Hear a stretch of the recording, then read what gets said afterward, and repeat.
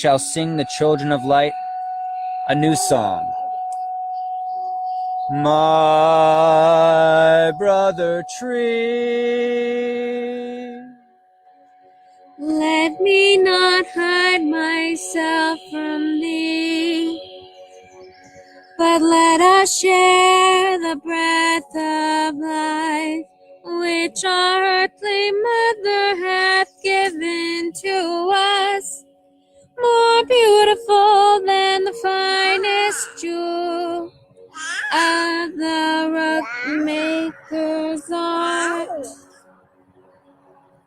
More is the carpet of green leaves under my bare feet, more majestic than the silken canopy of the rich merchant is the tent of branches above my head,